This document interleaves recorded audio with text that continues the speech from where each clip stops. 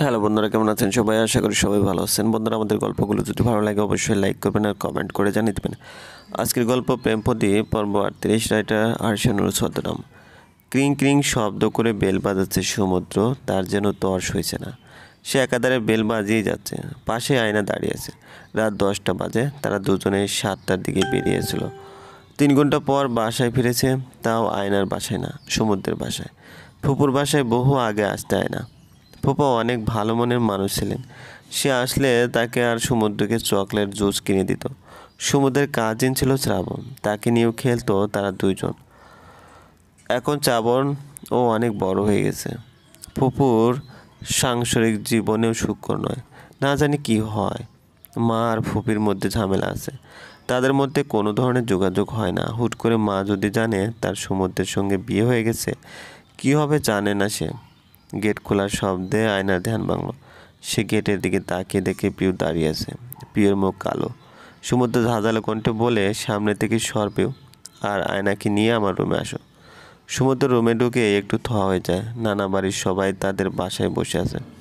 নানা নানি, মামা মামি, আলিয়া সবাই বসে আছে। সমুদ্র অবাক হলো না। এটা হচ্ছে জানা কথা। যেহেতু সে বাড়ির মেয়েকে বাসা থেকে টেনে এনেছে, সুতরাং তার বাসায় বৈঠক বসবে। It's very normal. সমুদ্র ড্রয়িং রুমেও কাটিয়ে নিজের রুমে যেতে চাইল। আবেগ কড়া গলায় বললেন, সমুদ্র। সমুদ্র নির্বিকারভাবে বলে, জি আব্বু। কোথায় ছিলে এতক্ষণ? চন্দ্রিমা উদ্যামে। আবেগ বিস্ফোরিত চোখে তার দিকে তাকালো। সমুদ্র চুপচাপ দাঁড়িয়ে রইল। আবেগের পাশেই রোদেলা দাঁড়িয়ে আছে। ইতিমধ্যে অথয়ের পাশে একবার কথা কাটাকাটি হয়ে গেছে। অথয়ের দাবি, সমুদ্র নাকি আয়নাকে জোর করে তাদের বাসা থেকে নিয়ে পালিয়ে গেছে। এমন কথা শুনে রোদেলা সহ আবেগ সবাই আকাশ থেকে পড়েছে। তাদের ছেলে তার মামাতো বোন নিয়ে পালিয়েছে, এমন খবর তো কেবল পেপারে পড়েছে। আজকে তাদের ছেলে তা করে দেখালো। রোদেলা সমুদ্রের কথা শুনেও অবাক। মানুষ পালিয়ে দূরে কোথাও যায়, চন্দ্রিমা উদ্যাম তো যেতে পারে, শোনেনি? যাই হোক, তার ছেলে খবর পড়ে না, বরং খবর গড়ে তোলে। আবেগ জোরে চেঁচিয়ে উঠে বলল, ফাজলামি পাইছো সব কিছু? সমুদ্র অবলীলায় বলে, ফাজলামি কেন পাবো? তুমি আমার বাবা হও, যা সত্য তাই বলছি। মেঘের মেয়ে কোথায়? ওকে কেন তার বাসা থেকে নিয়ে পালিয়েছো?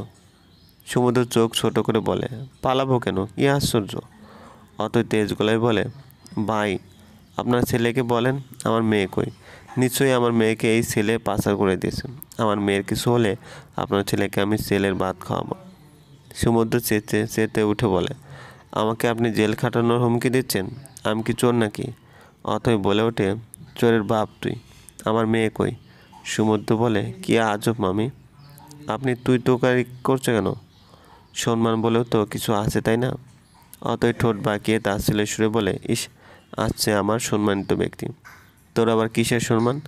সেই দিনই না গাদা বাচ্চা ছিলি, যেখানে সেখানে প্যান্ট ভিজাতি, নাক টিপলে দুধ বের হওয়া ছেলে সম্মান চায়। এই সত্য করে বল, আমার মেয়ে কই? সমুদ্র দমে গেল। এটা সত্যিতে সে 4 বছর বয়স অবধি বাথরুমে বাথরুমে সারতে জানতো না। সেখান যেখানে প্যান্ট ভিজে ফেলত। সে মামির প্রশ্নের উত্তরে বলে, আপনার পিছনে আপনার মেয়ে দাঁড়িয়ে আছে, দয়া করে একটু পিছনে তাকান। অথই পেছনে তাকিয়ে দেখে সত্যি আয়না গেটের সঙ্গে মিশে দাঁড়িয়ে আছে। আয়নার দুই পাশে আলিয়া আর পিউ দাঁড়িয়ে আছে, তাকে প্রোটেকশন দেওয়া হচ্ছে। অথই আয়নাকে প্রশ্ন করে, কোথায় ছিলি তুই?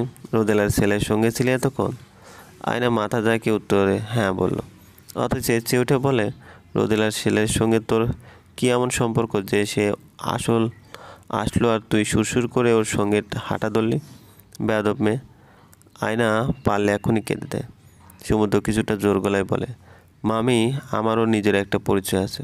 কারো ছেলের পরিচয়ে আমাকে না ডেকে আমাকে আমার নিজ পরিচয় ডাকলে খুশি হতাম। অথই আগুন দৃষ্টিতে সমুদ্রের দিকে তাকিয়ে বলে, এখানে তোমাকে তো খুশি করতে আসিনি।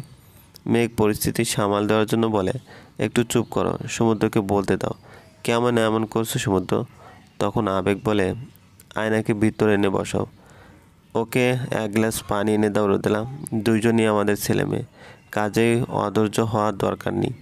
সমুদ্র, তুমিও চাইলে 1 গ্লাস পানি খেতে পারো। সমুদ্র বলে, লাগবে না। আয়নাকে পানি দেওয়া হয়, সে এক ঢোকে সম্পূর্ণ পানিটা খেয়ে ফেলে।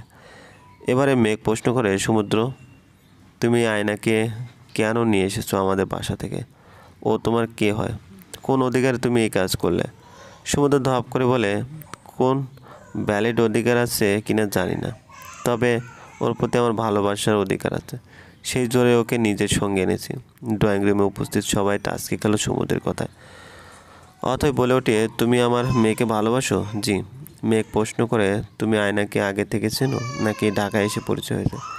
সমুদ্র স্বাভাবিক থেকেই বলে, ছোটোবেলায় চিনতাম, তারপর যোগাযোগ ছিল না।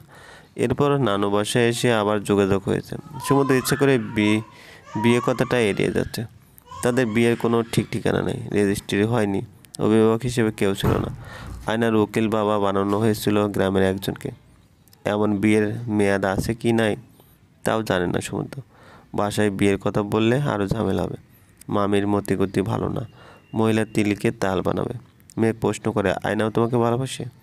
সেটা ও জানে, আমার জানা নেই, ওকে জিজ্ঞেস করুন। আবেগ থমথমে গলায় বলে, তোমার কথা বলার স্টাইল থেকে মনে হচ্ছে তুমি আমাদেরকে অসম্মান করছো। কারণটা কি? কারণটা হচ্ছে এই মুহূর্তে আমার খুব বিরক্ত লাগছে। আবেগের সমুদ্রের গালে থাপ্পড় দিতে মন চাচ্ছে। এই ছেলে নিশ্চয়ই কোনো আকাম করে এসেছে। মেঘের মেয়ের সাথে কি করেছে কে জানে। প্রেম করেছে কি? তার ছেলে প্রেম করবে? ব্যাপারটা বিশ্বাস হচ্ছে না আবেগে। নাক দিয়ে সর্দি টানা ছেলে প্রেম করলো তার নাকের ডগায়, আর সে কিচ্ছুটি জানতে পারল না। সমুদ্র বলল, আমি আয়নাকে ভালোবাসি, তাকে বিয়ে করতে চাই। এখন বলো বিয়ে দিবেন কিনা? রোদেলা হতভম্ব হয়ে গেল এবং বলল, বিয়ে করব বললে কি বিয়ে হয় নাকি? চাইলে সব সম্ভব। চাইলে বিয়ে করা যায়, চাইলে ক্যারিয়ার, এমন কোনো কাজ নেই। মানুষ ডায়নামিট বানিয়ে পাহাড় ভাঙছে, চাঁদে যাচ্ছে, সেখানে আমি একটা বিয়ে করতে পারবো না? এতটাই অযোগ্য নাকি আমি? রোদেলা চুপসে যায়। সমুদ্র ভুল কিছু বলেনি। অত কিছু বলবে আর আগে সমুদ্রে বলে ওঠে, যে লোকটা আয়নাকে দেখতে এসেছিল সে কি করে? ব্যাংকে চাকরি করে। সমুদ্রে হেসে ফেলে বলে, তাতে বাসায় ডেকে এনে মিষ্টি খাওয়ালেন? তাহলে তো আমাকে বিরিয়ানি খাওয়ানো উচিত, কারণ আমি ডাক্তার।